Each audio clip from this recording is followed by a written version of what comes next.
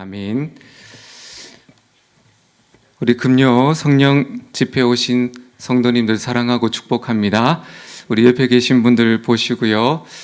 오늘 하나님 만나고 갑시다. 이렇게 인사드리겠습니다. 하나님 만나고 갑시다. 오늘 이 밤에 살아계신 하나님의 그 임재 안에서 하나님의 영광을 목도하고 돌아가는 그런 복된 이 저녁 시간 되었으면 좋겠습니다. 오늘 말씀의 제목은요, 하나님의 영광, 그 임재라는 제목으로 우리 함께 기도의 제목을 삼겠습니다. 오늘 우리가 이렇게 힘차게 하나님의 영광, 하나님의 거룩하심, 하나님의 위대하심, 하나님의 전능하심을 우리가 두 손 들고 하나님을 찬양 드렸습니다. 하나님께서 참 우리의 찬양을 기뻐 받으시고 우리의 온 마음 다해서 드리는 그 경배를 하나님께서 기쁘게 받아주신 줄로 믿습니다.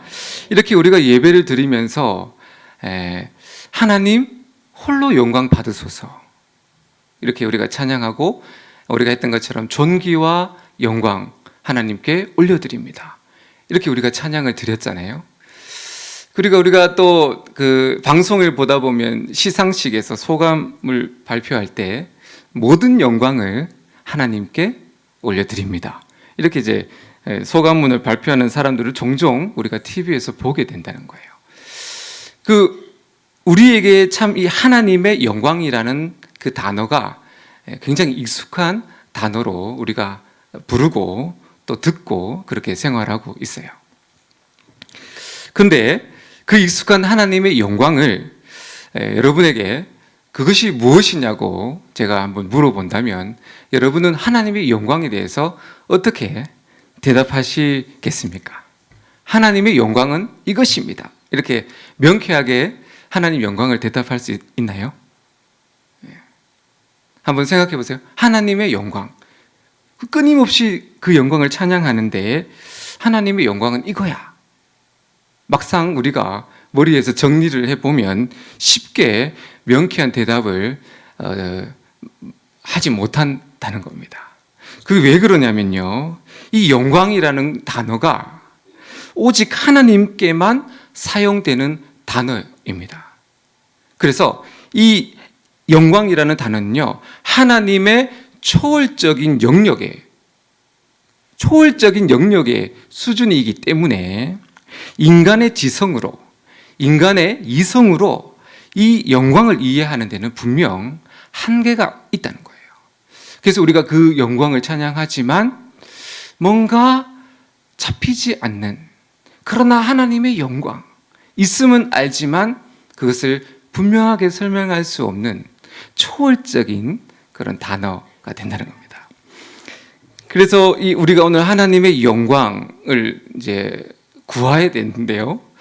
도대체 그럼 어떤 하나님의 영광을 우리가 하나님 앞에 구해야 되는지, 먼저 한번 조금 어려운 부분인데, 지금까지 신학자들이 성경을 통해서 이 하나님의 영광을 나름대로 이렇게 세 가지를 구분했습니다. 그래서 우선은 이제 이 신학적으로 이 세 가지 영광을 우리가 한번 살펴보고, 그럼 우리는 어떤 영광을 하나님 앞에 구해야 되는지를 우리가 한번 찾아보겠습니다. 첫 번째 영광은 뭐냐면 하나님 본체의 영광입니다. 좀 어렵죠? 하나님 자신의 영광이라는 겁니다. 여호와 하나님 곧 그분이 영광이라는 그런 뜻이 되는 거예요. 그래서 아무리 인간이 타락하고 세상이 죄악으로 관영해도 하나님은 그런 이 땅의 것과는 상관없이 하나님은 영원토록 영광이 침범받지 않으시고 영원토록 영광스러우신 분, 우리와는 관계없이 영광스러운 분인 것을 이제 나타낼 때 하나님 스스로 본체의 영광이라고 말합니다. 누구에게도 무엇에게도 영향받지 않는 하나님의 영광을 말씀합니다. 그래서 이 본체의 영광은요, 우리 인간이 경험할 수 없는 영역입니다. 그러니까 이 첫 번째 영광은 우리가 구할 수 없는 영광이에요. 그 영광을 보면 성경은 뭐라고 말하냐면 그 영광을 보면 살 자가 아무도 없다고 말해요. 그래서 그 영광은 우리가 볼 수 없는 영광입니다. 두 번째 영광이 있는데 그 영광이 뭐냐면요, 하나님의 속성, 하나님으로부터 나타나는 영광을 뜻하는 겁니다. 쉽게 설명하면 태양이 있으면 그 태양으로부터 불출되는 것이 뭐죠? 발산되는 것이 빛도 있고 열기도 있고 그다음에 어떤 광선 이런 것들이 있잖아요. 그러니까 태양 본체는 아니지만은 태양으로부터 흘러나오는 그 어떤 것, 그것을 이제 쉽게 설명하면 하나님으로부터 흘러나오는 영광, 이렇게 우리가 이해해 볼 수 있습니다. 신학이라서 조금은 어려울 수 있는데 그냥 듣고 넘어가면 됩니다. 이제 하나님께서 세상을 무엇으로 창조하시죠? 말씀으로 세상을 창조하신 거예요. 하나님으로부터 세상이 나온 겁니다. 그래서 우리가 오늘 주님의 높고 위대하심을 찬양한다고 고백했잖아요. 찬송가에 우리가 그 19로 우리가 오늘 찬양이 있는데요. 세상이 하나님으로부터 창조되었기 때문에 온 세상 만물이 하나님의 영광을 드러내고 있는 거예요. 주 하나님 지으신 모든 세계, 내 마음으로 그려볼 때에, 그죠? 하늘의 별, 울려 퍼지는 천둥 내성, 주님의 권능, 다른 말로 주님의 영광, 온 우주 만물에 가득 찼네. 그래서 뭐라고 하죠? 이 시인이 온 우주 만물을 바라보면서 그 안에 하나님의 영광을 보는 거예요. 그리고 마지막에 탄성이 나오죠. 주님의 높고 위대하심을 내 영혼이 찬양하네. 한 번 더 합니다. 주님의 높고 위대하심을 내 영혼이 찬양합니다. 그러니까 이 모든 만물은 다 하나님으로부터 나온 것이기 때문에 영광이 드러나는 겁니다. 이것이 있잖아요. 두 번째, 하나님으로부터 흘러나오는 영광이 된다는 겁니다. 세 번째 영광을 구분할 수 있는데요. 이것이 뭐냐면 단어가 좀 어려운데요. 투영된 영광입니다. 그러니까 이제 반사된 영광이라고 볼 수 있는데요. 이것이 뭐냐면 하나님께서 우리에게 임재하실 때, 하나님께서 우리에게 임재하실 때는요, 하나님의 본체는 볼 수 없지만 하나님 우리에게 임재하실 때는 하나님의 흘러나오는 영광이 이 자리를 덮게 되는 거예요. 두 번째 영광이 우리에게 임합니다. 근데 하나님의 영광이 우리에게 덮이게 되죠? 그때 성경에 보면 쉽게 이해하는 그 구절이 있는데요. 모세가 시내 산으로 올라가요. 법궤 두 돌판을 받고 두 번째 올라갔을 때 이 모세가 뭐라고 하나님께 요구하냐면요, 하나님의 영광을 보여달라고 기도를 합니다. 모세가 하나님 영광을 보여주세요라고 기도합니다. 그죠? 이 부분은 유명하기 때문에 다 아실 거예요. 그때 하나님께서 내가 긍휼히 여길 자를 긍휼히 여기고 내가 은혜를 베풀 자를 은혜를 베푼다고 말하면서 내가 너에게 이 영광을 보여주겠다고 대답하십니다.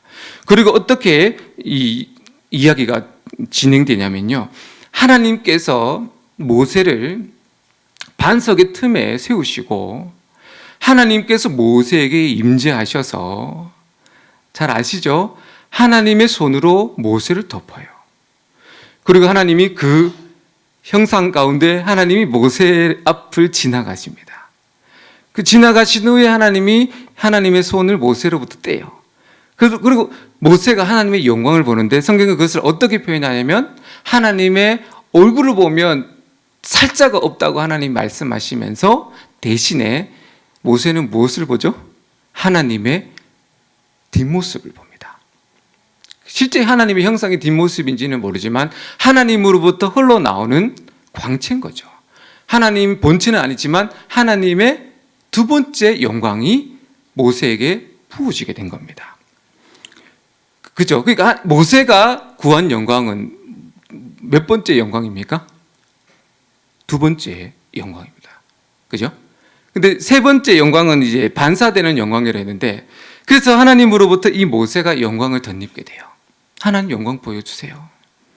그리고 근데 이것이 지나가실 때 그 뒷모습을 보고 하나님 영광을 체험한 모세가 모든 이제 법계 십계명 돌판을 들고 내려오게 됩니다. 시내산에서요. 내려오는데 놀라운 광경이 펼쳐지게 되죠. 시내산으로 내려왔는데 모세의 얼굴이 뭐가 나타났죠? 얼굴에 광채가 나타난 거예요. 이 광채가 얼마나 밝게 빛났는지 그 밑에 있었던 이스라엘 백성들이요, 눈을 가릴 정도로 그 광채가 빛난 거예요.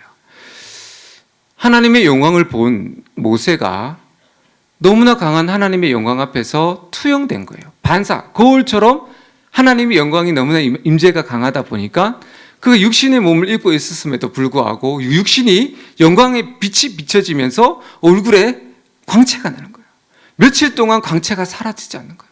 어떻게 하죠? 수건을 뒤집으시고 며칠 동안 광채가 사라지기까지 그가 수건을 덮어 쓰고 있었다. 그것이 출애굽기에 나오게 됩니다. 모세의 얼굴의 광채가 바로 하나님의 영광에 투영된 세 번째 영광입니다. 자, 이렇게 세 가지를 좀 어렵지만은 우리가 그래도 위대한 신학자들이 나름대로 정리한 건데요. 이 세 가지 영광을 우리가 좀 구분해서 살펴보면서, 그러면 이제 다시 우리가 하나님께 영광 올려드린다고 하잖아요. 하나님께 영광 올려드린다. 하나님 홀로 영광 받으소서. 어떻게 하나님께 우리가 영광을 올려드릴 수 있냐는 거죠. 어떻게 해요? 두 번째, 하나님의 영광이 저와 여러분에게 먼저 선행으로 임하셔야 되는 거예요. 우리에게는 영광이 없습니다. 우리는 죄악투성이에요. 하나님의 영광이 우리 가운데 찬양과 경배와 하나님 영광으로 임재하소서라고 우리가 간구할 때 하나님께서 우리를 긍휼히 여기셔서 하나님이 임재하시면 그 임재하심 속에는 반드시 하나님의 영광이 흘러나는 거예요. 영광 없이 하나님은 임재하시잖아요. 그런데 우리가 그 영광 안에 들어가게 되면 반드시 우리도 그 두 번째 영광 안에 세 번째 반사된 영광이 우리 가운데 머물게 되는 거예요.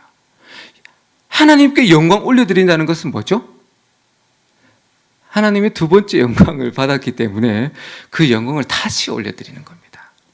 그게 하나님 영광 받으소서, 그런 이제 신학적 의미가 된다는 거죠.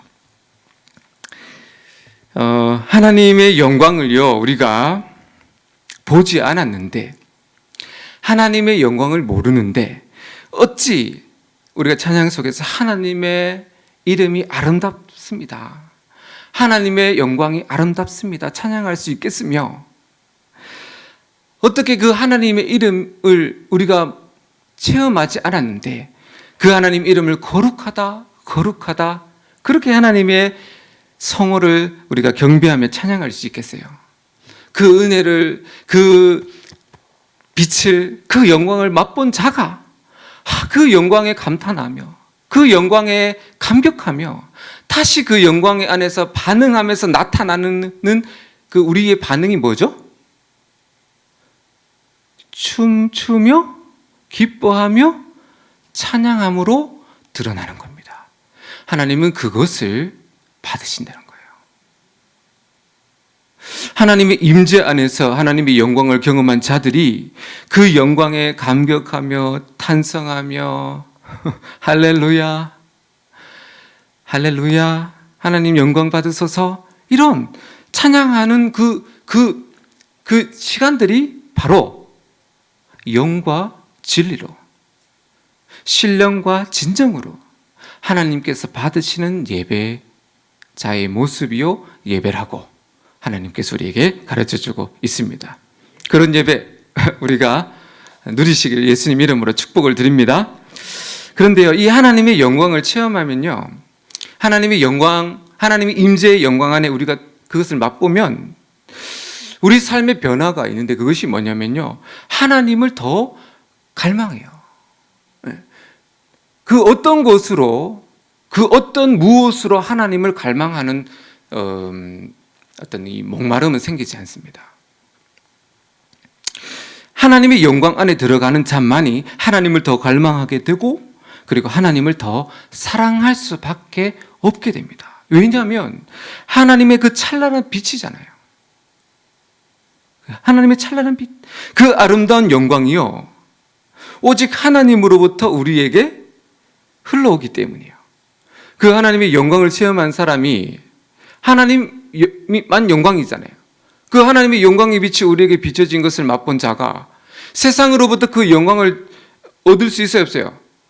그 영광이 없기 때문이에요.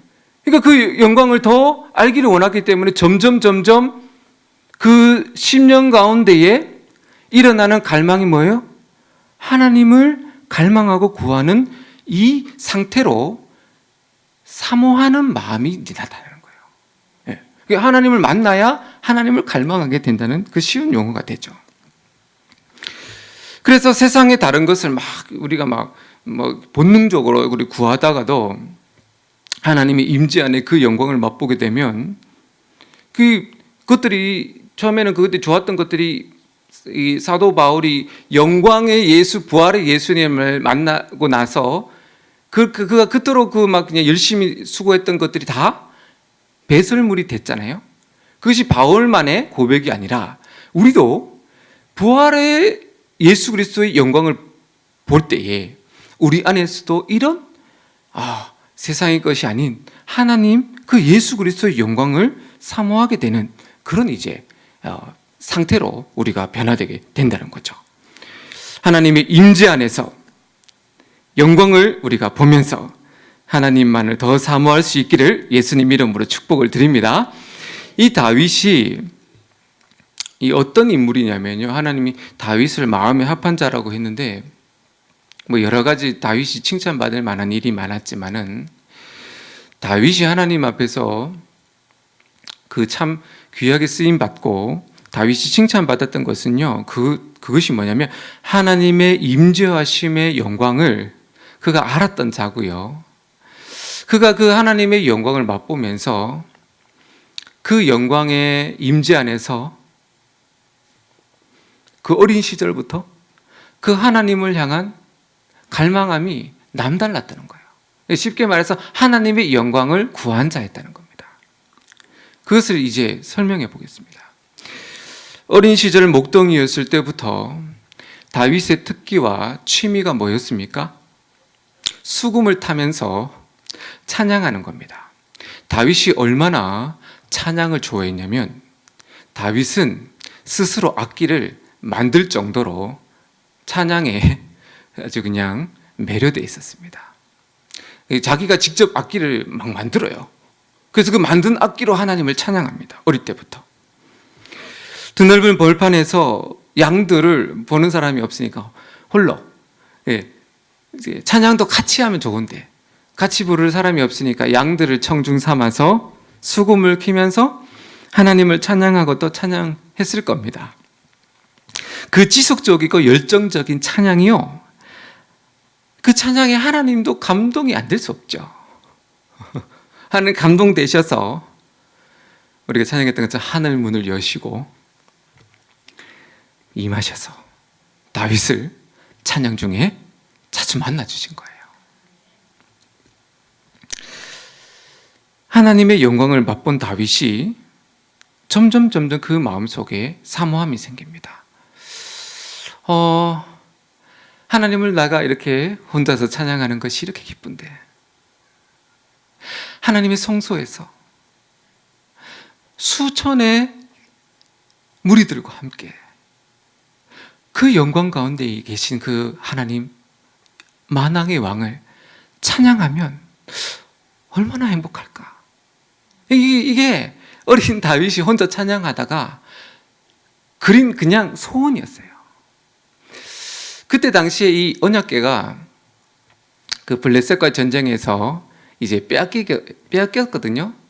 그 왕이 돼서 이제 이 기한 여아림에서 언약궤를 옮기는 이 시기에 그 블레셋과 전쟁에서 언약궤를 뺏긴 지가 100년이 흐른 지금 시기입니다. 100년 동안 언약궤가 성소에서 백성들로 하여금 찬양과 경배를 받는 것이 사라진 100년의 시간인 거예요. 그 다윗이 그 중간쯤에 있었겠죠. 태어났을 때. 그 성소에 언약궤가 없는 겁니다. 다윗이 그것을 그리워하는 거예요. 물론 다윗은 제사장 가문이 아니기 때문에 성소에서 하나님을 찬양할 수 있는 자격이 없어요. 여기서부터 하나님과 다윗의 프로젝트가 시작됩니다. 어떻게 되냐? 다윗이요, 그 평생에 그 뭐라고 고백하냐면 시편 27편 4절에서 이렇게 고백합니다.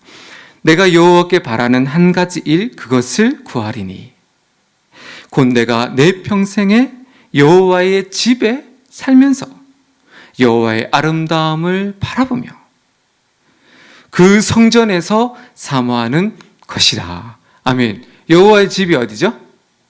성소죠. 여호와의 아름다움이 뭡니까? 영광이죠. 다윗이 지금 평생의 소원이 그거라고 이미 시편에서 왕이 되기 전에 고백하고 있습니다. 평생 하나님의 성소에서 하나님의 영광을 맛보면서 주님을 찬양하고 예배하는 삶, 그것이 다윗의 소원입니다. 그래서 어떻게 합니까? 하나님이 다윗의 그 소원을 보시고 어떻게 하시죠? 사무엘을 보내서 왕의 기름을 부으시는 겁니다. 왜요? 왜요? 다윗이 왕이 되면 언제든지 성소로 나아가 하나님을 예배할 수 있는 자격을 부여받기 때문이에요. 다시 하나님 왜 다윗을 왕으로 세웠을까요? 성소에서 매일 하나님을 찬양하고 싶었기 때문이에요. 그래서 하나님이 다윗을 왕으로 삼으신 겁니다. 어린 다윗과 하나님과의 둘만의 거대한 프로젝트가 사무엘의 어린 다윗, 소년 다윗에게 기름을 부음으로부터 이 프로젝트가 시작되는데, 다윗의 머릿속에는 아까도 말씀드렸지만 수많은 찬양대가 세워지는 거예요. 성소를 중심으로 하나님의 영광에 임재하는 그 제단 지성소를 바라보며 매일 많은 수만의 백성들이 위대하신 여호와 하나님을 찬양하며 경배하며 노래하는 그 그림을 어릴 때부터 하고 싶고요. 그래서 그것이 다윗의 인생 가운데 왕으로 되어지는 그 과정이 되는 거예요. 오늘 말씀은 이미 다윗이 왕이 되고 주위에 공격받는 블레셋을 정복하고 나서 평안함을 이뤘을 때 마지막 하나님과의 그 평생의 소원을 이루어지는 그 장면의 현장을 우리가 지금 목도하고 있는 겁니다. 언약궤가 다윗 장막에 다윗이 마련한 다윗성 안에 집 옆에 장막을 만들어 놨어요. 그래서 언약궤가 여기에 세우려고 다 준비했습니다. 그 장막에 언약궤가 도착했을 때 우리가 오늘 찬양했죠? 다윗처럼 춤을 출 거야. 우리 그게 잘 안 되긴 한데 다윗이 얼마나 너무 기뻐서 그 기쁨을 주체하지 못하고 어떻게 했다고요? 그냥 막 춤을 추는데요. 속옷이 막 드러날 정도로 너무 좋은 거예요. 그냥 좋은 것이 아니라 왜 좋았냐면 그의 평생의 소원이 이루어졌기 때문이에요. 그가 그토록 바랬던 거예요. 성소에서 만 백성이 하나님을 찬양하는 거. 나 혼자만 찬양하지 않고 온 백성이 주를 찬양하는 거. 그가 왕이 되었을 때에도 이 정도로 기쁘진 않았을 거예요. 골리앗을 쓰러뜨리고 전적이 영웅이 되어서 개가를 부르며 이스라엘 땅으로 돌아올 때 사울은 천천히요, 다윗은 만만이라고 처녀들이 노래할 때도 이 정도로 기쁘진 않았을 겁니다. 다윗의 인생의 가장 행복한 순간을 꼽으라면, 물론 제 추측이지만 다윗의 인생에서, 당신의 인생에서 가장 행복하고 가장 기뻤던 적이 언제입니까? 물으신다면 다윗은 아마 오늘 이 장면, 내 인생에 가장 행복했던 적은 하나님의 언약궤가 다윗성으로 돌아오는 이때입니다.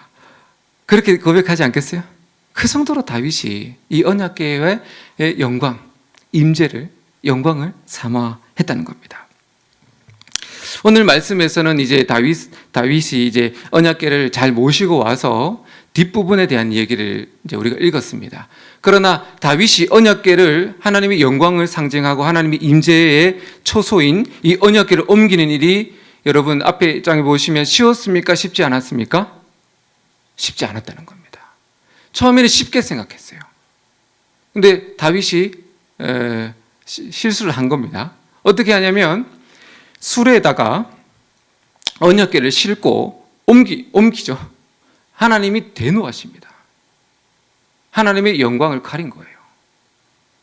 하나님의 영광을 원했다가 하나님의 영광을 가리는 행동을 하는 바람에 어떤 결과가 나타나냐면 우사가 죽임을 당하는 그런 결과를 초래하게 되죠. 다윗은 나름대로 좋은 금수레를 만들어요. 하나님의 언약궤니까 이 정도를 정말 하나님 앞에서 내가 그래도 최선을 다해서 모셔야지 해서 그 수레가 왕의 수레 버금가게 만들지 않았겠어요? 정말 최선을 다해서 그 수레를 만들고, 아마 성경에 나오지 않지만 금으로 입힌 수레를 만들고, 성경의 14장에 보면 수만 명을 모집하고, 그 행렬이 대단했습니다. 인간적으로 봤을 때 너무나 화려했습니다. 자신이 할 수 있는 최선의 방법으로 언약궤를 인도했는데 그 결과는 뭐죠? 실패로 끝나게 된 거야. 그죠? 두 번째, 오늘 말씀에 있어서 3개월 후에 다윗이 다시 언약궤를 옮기게 되는데 하나님의 영광이 우리 가운데 임하는 데 있어서 우리 열심보다 더 중요한 것이 뭐죠? 하나님의 뜻대로 구하는 거죠. 그래서 이제 다윗이 이제 3개월 동안 이제 곰곰이 생각하면서 회개도 하고, 그래서 3개월 후에 이제 다시 준비하는데 달라진 것이 몇 가지가 있습니다. 그 가장 대표적인 것은 하나님 말씀대로 레위인들에게 언약궤를 메고 이제 올라가자, 이것이 가장 큰 변화입니다. 오벳 에돔의 집에서 예루살렘 다윗성까지의 거리는 한 20km 정도 내외였다고 합니다. 그리고 다윗성, 예루살렘 성은 언덕으로 올라가잖아요.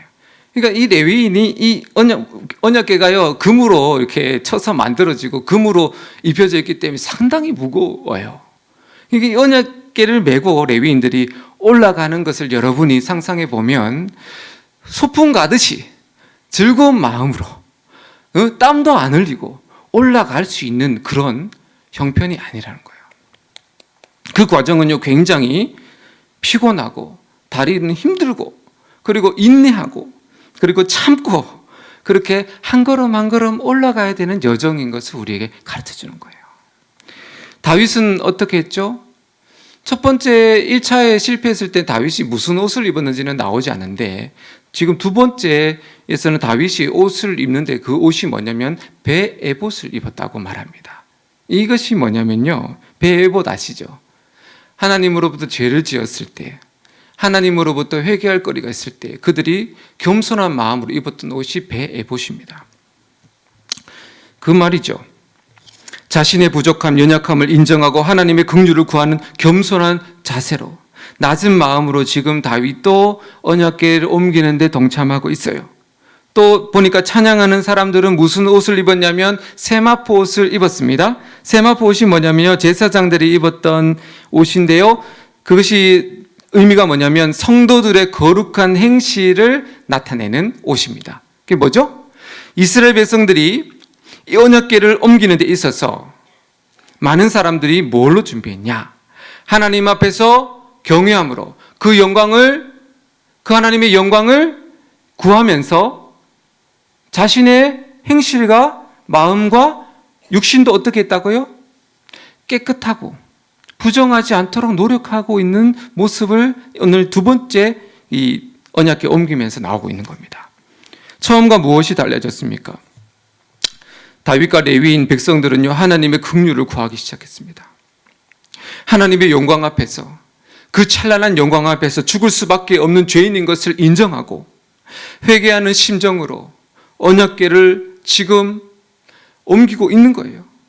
그래서 하나님은 그들의 겸손한 태도와 회개하는 마음을 받으시고 오늘 말씀에 뭐라고 표현하고 있냐면요. 26절에 언약궤를 맨 레위 사람을 도우셨다 그렇게 말합니다. 그 겸손하고 겸허한 마음으로 그들이 이제 언약궤를 메고 옮기니까 하나님께서 그 힘들게 올라가는 레위인들을 도우셨대요. 힘들지 않게 힘을 주시는 거예요. 그래서 오늘 말씀에 마침내 안전하게 하나님의 도우심으로 다윗성에 도착할 수 있었다. 그렇게 이제 오늘 말씀에서 이제 우리에게 가르쳐주고 있는 겁니다. 오늘 이 다윗의 언약을 두 번에 걸쳐서 옮기면서 한 번은 실패, 2차의 성공, 이런 이제 우리가 성경 말씀을 읽으면서 우리가 하나님의 영광을 구해야 되는데요. 하나님의 임재를 구해야 되는데요. 오늘 우리가 이 모습을 보면서 우리는 하나님의 영광을 구하는 우리는 어떠하게 어떠한 마음으로 하나님의 영광을 가볍게 구할 수는 없잖아요. 그 몇 가지를 우리가 배워야 됩니다. 첫 번째는 뭐냐면 하나님의 영광을 우리가 구하고 체험하려면요, 쉬운 방법은 없다는 겁니다. 하나님의 영광을 체험하고 싶은데, 하나님의 빛 가운데 들어가고 싶은데 쉬운 방법? 적당한 방법 없을까? 대충 해두면 하나님 영광 맛볼 수 있지 않을까? 우리 그거를 고심해요. 몸은 편하고 땀은 흘리지 않고 하나님 영광을 맛볼 수 없을까? 그걸 우리는 연구한다는 거예요. 마치 다윗이 편하게 가려고 수레를 만든 것처럼, 빨리 가려고 수레를 만든 것처럼 우리가 신앙생활을 하면서 하나님 영광을 구하면서 그 하나님의 영광의 어떤 그 기대로 수레를 만든다는 거예요. 그 수레가 뭐죠? 다양한 프로그램을 만들어요. 그리고 예배 드리는 데 있어서 이런 어떤 좋은 환경을 고집해요. 하나님 방법이 아니라는 거예요. 하나님 방법은 뭐예요? 레위인들이 어떻게 언약궤를 메고 수고했는지를 보시라는 겁니다. 온몸은 땀으로 다 젖었고 육신은 피곤해졌고, 그리고 그 수레로 가면 빨리 갈 텐데 그 무거우니까 올라가는 그 20km의 행렬 가운데 얼마나 많은 사람들이 그 여호와 하나님의 이름을 찬양할 때에 목이 다 쉬지 않았겠어요? 그렇게 하나님의 영광을 구했다는 겁니다. 마찬가지로 우리가 하나님의 영광을 구하는 우리들의 자세는요, 쉬운 방법이 아니라 간절한 기도와 열정적인 찬양과 베옷을 입은 심령으로, 상한 심령으로 나아가 싫지만 하나님 앞에 회개하며 내 자신을 깨트리며 하나님의 긍휼을 구하는 자, 그의 마음에 하나님의 영광을 부어주신다는 겁니다. 그 상한 마음이 없는데 하나님의 영광이 우리에게 부어지겠어요? 수레를 싣고 가는 자에게 하나님은 영광을 보이지 않으셨잖아요. 세마포 옷을 입듯이 거룩한 행실로 이 자리만 나와서 예배하는 것에 만족하는 것이 아니라 이 하나님의 드려지는 이 예배에 성공하기 위해서 우리 6일간의 삶에 완전할 수는 없지만은 어떻게 하면 하나님 앞에서 깨끗한 행실로 살아갈까? 왜요? 하나님의 영광, 예배 가운데 하나님의 영광을 맛보기 위해서, 그 영광 안에 들어가기 위해서 우리 6일간의 삶이 정리가 되는 거죠. 왜 우리가 이 6일 동안의 삶 속에서 하나님 말씀대로 살려고 부단하게 애쓰는 거예요? 이유가 뭡니까? 그 예배 가운데 하나님의 영광을 맛보기 위해서 아니에요? 그 행실이 더러우면 하나님의 영광이 우리에게 어떻게 임하겠어요? 그래서 세마포 옷을 우리가 입어야 된다는 겁니다. 그러면 하나님의 영광의 구름이 우리를 덮으세요. 아시죠? 하나님의 영광이 이렇게 구름이 덮이면서 하나님의 영광이 우리를 이제 임재 가운데 만나 주시는 거예요. 그렇게 만나 주실 줄로 믿습니다. 둘째로 하나님의 영광의 임재를 맛보려면요, 빠른 길도 없어요. 왜 다윗이, 저는 생각해 봤습니다. 왜 하필이면 수레를 구했을까? 다윗이 너무나 하나님의 영광을 경험했기 때문에 하루빨리 빠른 시간에 그 장막에 언약궤를 모시고 싶었던 것 같아요. 그래서 실수한 것 같습니다. 수레를 가면 얼마나 빨리 가요? 사람이 메는 것보다. 근데 어떻게 했죠? 레위인이 메고 가면 더디고 느린다는 거예요. 근데 하나님의 방법은 그거라는 겁니다. 그 과정은 인내가 필요하고요, 기다림의 시간이라는 겁니다. 더디지만, 수고롭지만 인내하며 하나님의 얼굴을 바라는 그에게 하나님의 영광이 임한다는 겁니다. 네, 그죠? 오순절 마가의 다락방에 성령님이 오실 때 며칠 걸렸죠? 10일이 걸립니다. 그 10일 동안 매일 모였어요. 그 시간이 뭐 딱히 그냥 그게 뭐 그 교과서적이진 않겠지만은 그 10일간 매일 모여서 그 좁은 마가의 다락방에 여러분 120명이 들어가려면 엄청 더워요. 에어컨도 없잖아요. 그 10일 동안 그들이 거의 부흥회를 한 거죠. 매일 모여서 그들이 전심으로 기도했다고 되어 있습니다. 찬양하고 땀 흘리고 그 참 더디게 보일 겁니다. 그렇게 그것이 힘들다고 포기하고 만약에 집으로 돌아간 사람들은 그 성령의 임재 체험을 하지 못했다는 겁니다. 처음에는 120명이 아니었을 것 같아요. 왜? 하나님이 부활하셔서 승천하실 때 500명이 받기 때문에 그 500명에게 너희는 예루살렘에 모여서 열심히 기도하라고 했기 때문에 120명은 아니었을 겁니다.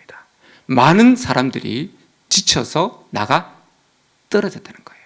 남은 사람이 120명이라는 거예요. 그 120명은 하나님의 영광, 그 임재를 경험할 때까지 인내하면서 결국에는 성령을 받게 된 거예요.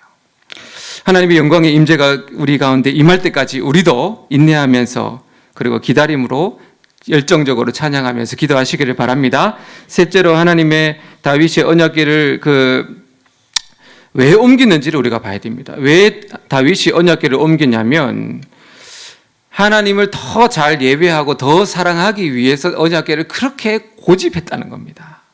성소에서 찬양하고 예배하려고 다른 이유가 아니라 더 하나님을 뜨겁게 예배하려고 지금 언약궤를 그렇게 기를 쓰고 옮기고 있는 거예요. 다윗이 언약궤를 옮긴 후에 어떻게 했습니까?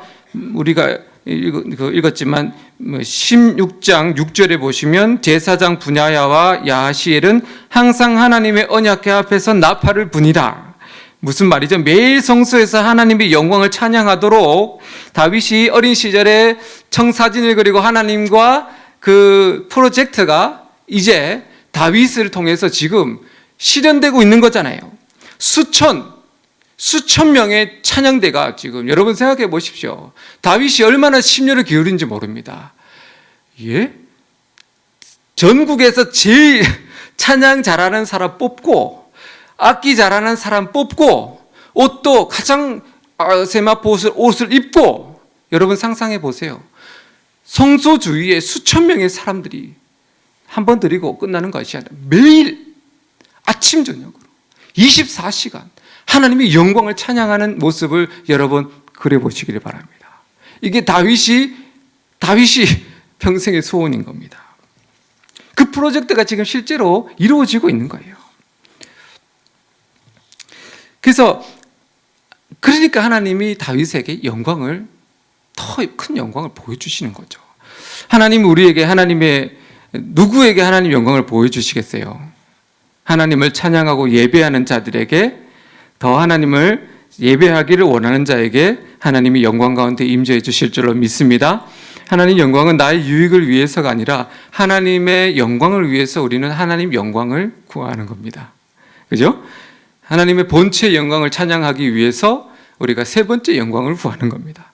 우리 인생의 목적은요, 하나님의 영광을 체험하고 그 영광 중에 계신 하나님을 예배하는 것, 그것을 잊지 마시기를 바랍니다. 그래서 다윗처럼 하나님을 더 사랑하고 예배하기 위해서 하나님의 영광을 구하는 저 여러분 되시길 예수님 이름으로 축복을 드립니다.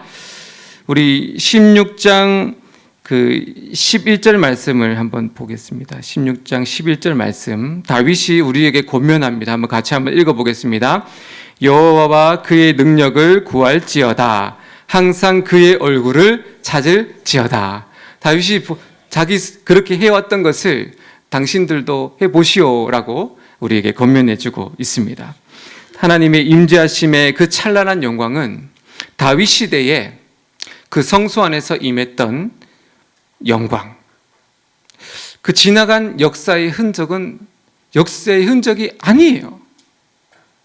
지금 하나님의 영광은 이 시대의 하나님의 영광과 비교할 수 없는 예수 그리스도의 영광인 것을 믿으시기를 바랍니다. 요한복음 1장 14절, 말씀이 육신이 되어 우리 가운데 거하심에 우리가 그 영광을 보니 아버지의 독생자의 영광이요 은혜와 진리가 충만하더라. 아멘. 우리는 예수님 안에서 더 큰 하나님의 영광을 맛볼 수 있는 자녀가 되었습니다. 그거 믿으시고 오늘 이 저녁에 여러분 간절하게 하나님의 영광, 그 얼굴을 구하시기를 바랍니다. 하나님으로부터 흘러오는 빛난 그 영광을 사모하시기를 바랍니다. 그래서 다윗처럼 하나님 영광 평생에 찬양하는 저 여러분 되시길 예수님 이름으로 축복을 드립니다. 우리 시간에 찬양하면서 우리 함께 기도하겠습니다.